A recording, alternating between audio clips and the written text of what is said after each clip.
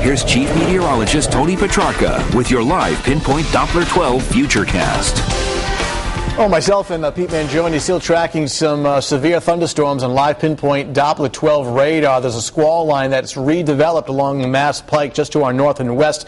We'll take a look at it on the Doppler radar right now. This has had a history of damaging wind. You can see the lightning tracker's been turned on. You can see all the flashes of yellow and orange up in the Boston area right now. This is lined up along the Mass Pike. It's been moving off to the east and southeast at around 40 to even 50 miles per hour. So over the next roughly 45 minutes to 90 minutes, especially in this blue area in our northwestern suburbs, we're going to be watching this squall line as it advances off to the east. We've had numerous reports with this line of some wind damage.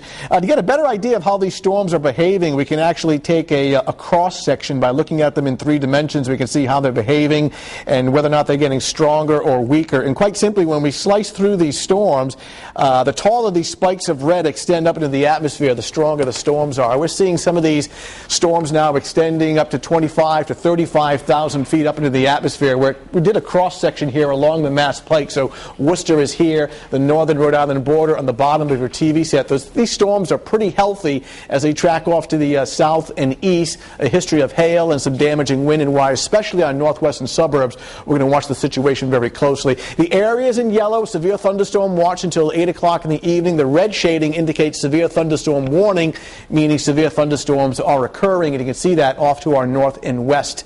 A lightning tracker, no surprise, it's been very active with numerous lightning strikes along this squall line as this moves off to the south and east. Had some clouds and showers just an hour ago in downtown Providence. Now the sun is back out and it's warming the temperatures up once again. Keep in mind, these thunderstorms feed on very warm and humid air. Obviously, it's very warm. The humidity is on the high side. We know that because the dew point number is quite high, indicating very tropical moisture in the air. So the thunder risk for the next few hours, I would say now till about 8 o'clock in the evening.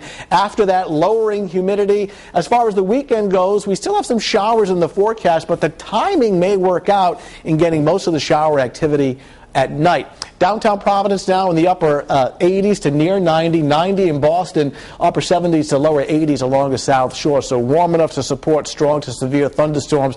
All ahead of this blue line, a cold front. Once the front sweeps offshore, drier, more comfortable air works in for tomorrow. So for the early evening, the risk of a scattered severe thunderstorm. It's one of those situations where not all communities will get one, but the risk is there early in the evening, and then afterwards clearing later at night with lowering humidity as temperatures drop down through the 60s. For the morning commute tomorrow, it's back to sunshine, no weather problems and no storms. And then during the afternoon, a beautiful day, mostly sunny skies. Temperatures still warm, but the humidity is gone. Along the South Shore, upper 70s with a light sea breeze. Inland areas, somewhere between roughly 80 and 85 degrees, but without the mugginess, it's a real nice day. And looking pretty good across southeastern Massachusetts as well. Taunton 85, Fall River 81, Middletown, a little Compton with a light southerly breeze in the upper 70s. Bay forecast, north breeze turning south in the afternoon, small waves, good visibility, and a very nice beach day. Air temperature 74 to 78. Now for the weekend, Saturday day still looks dry, but around sunset, some showers working in.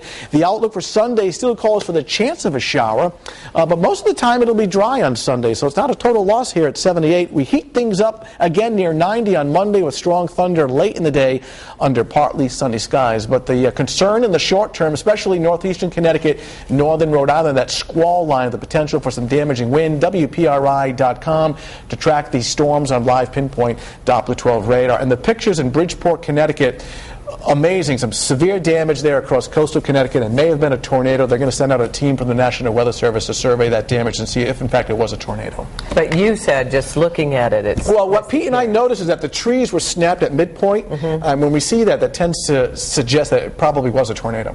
Okay. Thanks, Tony.